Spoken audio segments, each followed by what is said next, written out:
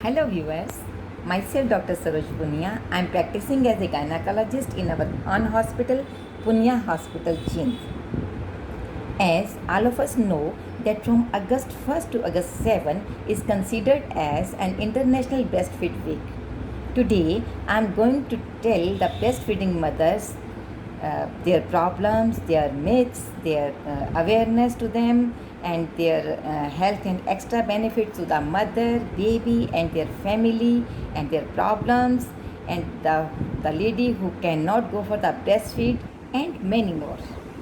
तो आइए जानते हैं ब्रेस्ट फीड कौन सी महिला करवा रही महिलाओं को, स्तनपान करवा रही महिलाओं की भ्रांतियाँ, उनकी जानकारी, उनको फ़ायदे क्या होते हैं, उनके बच्चे को क्या फ़ायदे होते हैं और उनकी क्या प्रॉब्लम्स हैं, उनके समाधान क्या हैं और भी बहुत कुछ। तो सबसे पहले ब्रेस्ट फीड की शुरुआत करें कब? जब डिलीवरी चाहे नॉर्मल होती है या कि सिजेरियन, दोनों ही डिलीवरीज के बाद यदि महिला नॉर्मल है, उसे कोई कॉम्प्लिकेशन नहीं है, तो 10 मिनट के अंदर ही महिला ब्रेस्ट फीड शुरू करवा सकती है। Means after delivery as early as possible महिला को स्तनपान शुरू करवा देना चाहिए। अब जब शुरुआत में माँ के स्तन से दूध आता है, वो पीले रंग का और गाढ़े रंग का होता है, गाढ़ा होता है, उसे हम डॉक्टर्स क्लोस्ट्रम कहते हैं। और इसमें vitamin A, fat, carbohydrates, protein and IgA antibodies जैसे आवश्यक पोषक तत्व पाए जाते हैं। Means colostrum is a very important for the baby due to its nutritional values.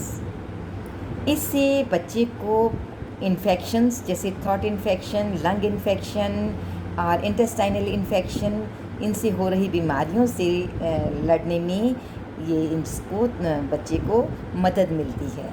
Breast feed में पाए जाने वाले WBC हानिकारक हार्मफुल बैक्टीरिया एंड वायरसेस से फाइट करने में मदद करते हैं।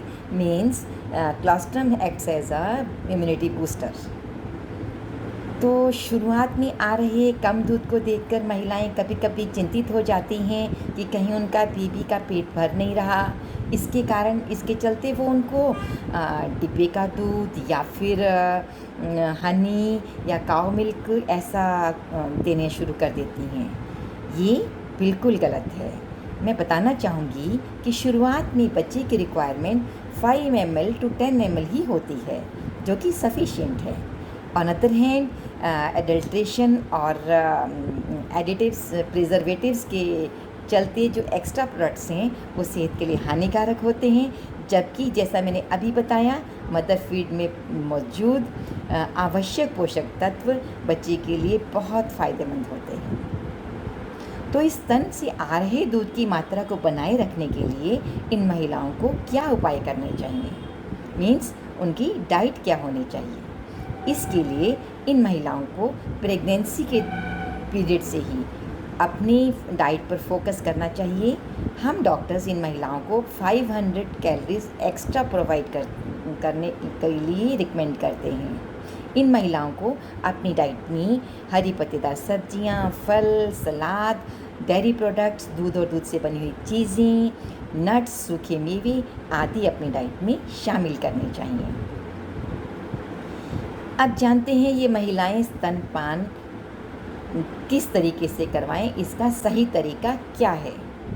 इसके लिए महिलाओं को प्रॉपर पोजीशन में बैठकर इसके लिए cradle hold position, crossover hold position, low back hold position, football position या कंफर्टेबल पिल्लो होल्ड पोजीशन, इनमें से किसी भी पोजीशन में बैठकर सुविधापूर्वक बच्चे को स्तनपान करवाना चाहिए। स्तनपान करवा रही महिलाओं को सावधानियां क्या रखनी चाहिए, प्रिकॉशंस क्या होनी चाहिए? इन लेडीज़ को कभी भी खाली पेट स्तनपान नहीं करवाना चाहिए। इससे उनको चक्कर आ सकते हैं, हाइपोग्लाइसीमिया भी हो सकता है। इन महिलाओं को स्तनपान करवाने से पहले और स्तनपान करवाने के बाद अपने स्तन को साफ़ करना चाहिए। अपनी डाइट में इन महिलाओं को जैसा पहले बताया है 500 कैलोरीज एक्स्ट्रा लेनी चाहिए।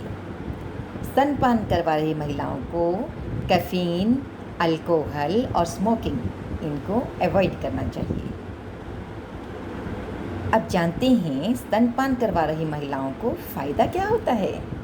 ये महिलाएं जो स्तनपान करवा रही होती हैं उनमें ब्रेस्ट कैंसर, सर्वाइकल कैंसर का चांस बिल्कुल नहीं होता। और ये महिलाएं जो प्रेगनेंसी के दौरान इन्होंने वेट गेन किया है, इनका वेट ऑटोमेटिकली इनका वेट कम हो जाता है और बॉडी शेप अप हो जाती है। इन महिलाओं में बच्चे के साथ इमोशनल बॉन्डिंग होकर अटैचमेंट बढ़ जाती है। ये महिलाएं जो ब्रेस्ट फीड करवाती हैं इन्हें कंट्रासेप्टिव एडवांटेज यानी 6 मंथ्स तक जो महिलाएं एक्सक्लूसिवली ब्रेस्ट फीड करवाती हैं उन्हें गर्भधारण नहीं हो सकता।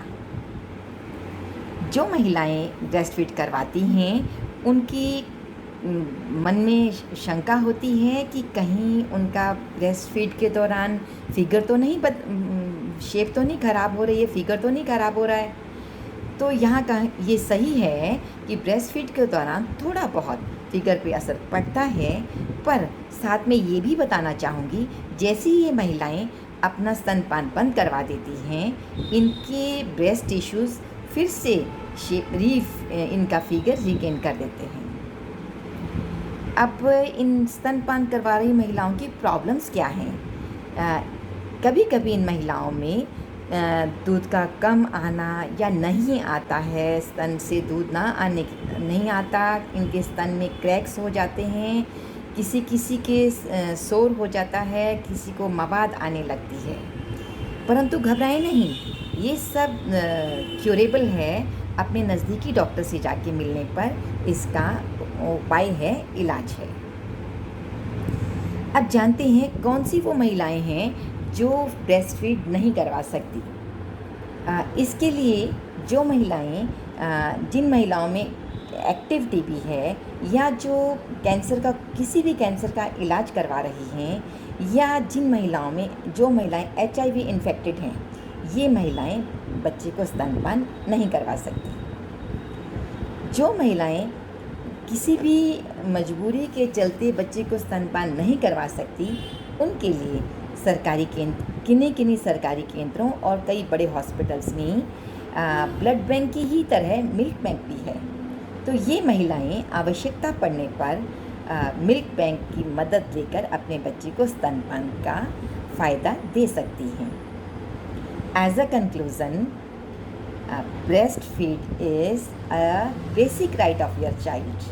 So please provide this to your child so that happy healthy child will be the future of happy healthy nation.